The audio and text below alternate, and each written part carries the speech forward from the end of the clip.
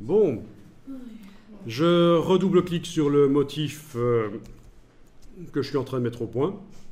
Ah, peut-être qu'avant ça, je vais enregistrer encore une nouvelle fois, parce que je ne suis jamais assez prudent.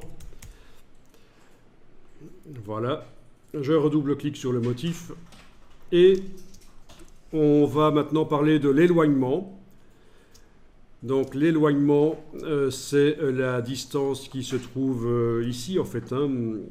Pour l'instant, je suis en 87-80 chez moi. Je vais augmenter ça. Je vais par exemple indiquer 120 et 120. Donc l'hexagone s'agrandit et vous voyez que les répétitions du motif sont plus espacées. D'accord? Si je le fais plus petit, je vais essayer 50-50. Ça va être un tout petit hexagone. Et là, les répétitions vont se superposer, forcément, parce que le motif est plus grand que la base de la grille hexagonale ici. Le motif est plus grand. Donc, il se superpose à lui-même. Et c'est là que ceci va vous servir. Comment les chevauchements se passent? Est-ce que c'est les motifs de gauche qui se superposent à ceux de droite, ou l'inverse? Est-ce que c'est les motifs de dessus qui se superposent à ceux d'en bas, ou l'inverse? Donc les deux sont à choisir. Vous pouvez choisir comme ça le mode de chevauchement.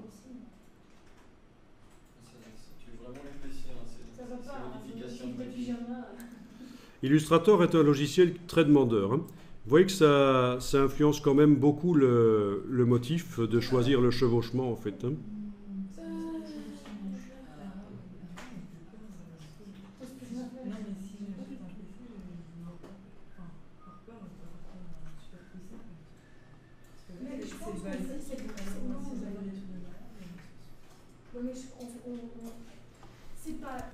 Bon, donc l'éloignement entre les répétitions.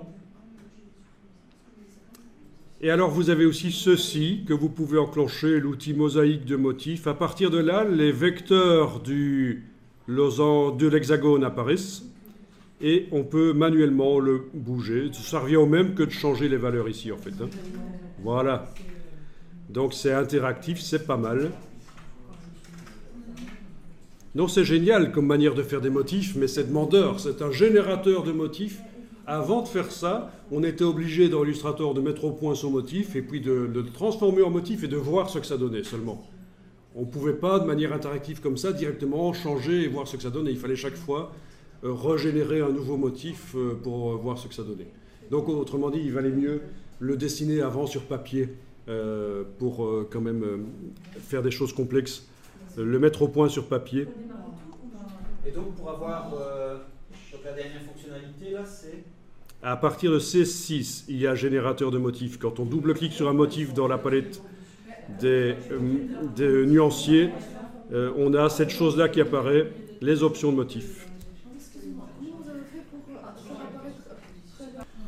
Voilà, bon, ben j'enregistre ça, mais on va abandonner un peu de façon ceci. On est allé jusqu'au bout, je pense, de façon de l'explication ici.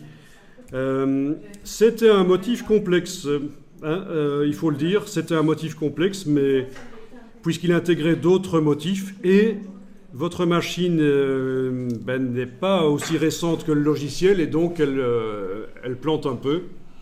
Il faut évidemment des machines qui ont à peu près le même âge que le logiciel. Pour bien faire, quoi. Pas des trucs d'il y a 4 ou 5 ans, alors que le logiciel est récent.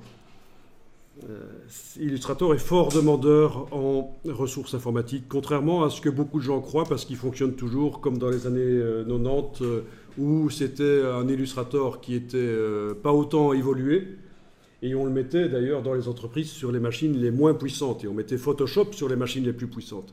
Mais maintenant, Illustrator est autant, si pas plus demandeur que Photoshop.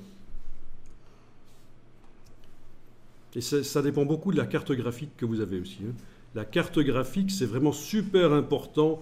Ce que vous avez comme carte graphique avec la mémoire carte graphique, c'est ça qui va faire la différence beaucoup. Là, c'est juste les informations de l'ordinateur, en fait. Où est-ce qu'on le trouve?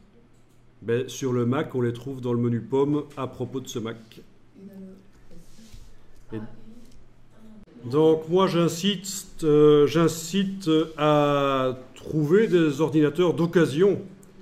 Mais je sais que tout le monde n'aime pas acheter d'occasion, mais moi, personnellement, j'achète beaucoup d'occasion parce que ça me permet d'avoir des choses ben, plus puissantes pour moins cher, quoi. Ici, on a dit ce qui... Donc moi ce que je conseille, processeur i7 de préférence, ou i5 si pas possible de trouver un i7. Cadencé le plus haut possible, c'est-à-dire que le nombre de gigahertz doit être le plus élevé possible. Mémoire vive minimum 8 Go, 16 Go c'est mieux. Disque dur SSD de préférence. Et 256 Go, c'est le minimum pour le disque dur SSD. Un écran dont l'espace couleur est le plus proche possible de l'espace Adobe RGB, on en avait parlé. Et une carte graphique compatible Adobe avec des mémoires élevées 2048 par exemple. Voilà. Peut-être préciser pour le processeur minimum. Oui, donc tu dirais que pour le processeur, il vaut mieux un quad-core. Dual core, c'est trop... Enfin, en tout cas, les derniers portables que j'ai eu en main, c'était un peu faible. Ah oui, quad-core. Non, maintenant, dans les nouveaux, ils ont des skis, ils vont forcément le ski. Eh oui. Ouais, c'est ça, ils vont le ski. Et donc malheureusement, ce genre de machine coûte minimum 1000 € je pense. Hein. Et donc c'est pour ça que acheter d'occasion, ça peut être intéressant. En occasion, pour les... Donc quad-core minimum de 4e génération, alors qu'on va préciser. Vaut mieux mettre ça. Ça, s'ils proposent ça, je veux dire, à un éventuel magasin. Voilà. Bon. Et alors, bon, PC ou Mac, à vous de voir. Le Mac, ça fonctionne pour la 3D moins bien que le PC, d'une manière générale. Mais un Mac peut faire fonctionner le système Mac et Windows. Ce qui est plus difficile à faire sur un PC, de faire fonctionner Windows et le système Mac. Et c'est culturel aussi. Il faut savoir que, au-delà des performances du Mac ou du PC, c'est un signe genre tribal, quoi. C'est-à-dire que si vous venez avec un Mac dans un milieu où on utilise majoritairement des PC, vous allez mal vous faire voir. Et si vous venez avec un PC dans un milieu où on utilise majoritairement des Mac, vous vous faites mal voir aussi. Donc c'est la question de savoir si on travaille sur PC ou Mac, c'est aussi à prendre en compte. Quelle est la machine utilisée dans le milieu que je veux intégrer? Voilà. Qu'est-ce qui est habituellement utilisé par les gens de ce métier-là? PC ou Mac. Mais sinon, Windows fonctionne évidemment très très bien, même mieux pour la 3D que les Mac d'une manière générale. Si on veut faire tourner un logiciel comme Maya, se spécialiser en 3D, il vaut mieux le faire sur un PC que sur un Mac. Au niveau des cartes, le NVIDIA est la référence en fait. Voilà, oui. Maintenant, si c'est pour faire la 3D, il faut savoir que les logiciels 3D sont développés pour être compatibles avec une certaine carte, une certaine marque, et en général c'est NVIDIA. Oui, donc carte NVIDIA, c'est vrai qu'on pourrait préciser. En plus, je ne sais pas si c'est toujours actuel, mais en général, NVIDIA sort des... Voilà, je vais vous envoyer ça par mail, comme ça vous avez.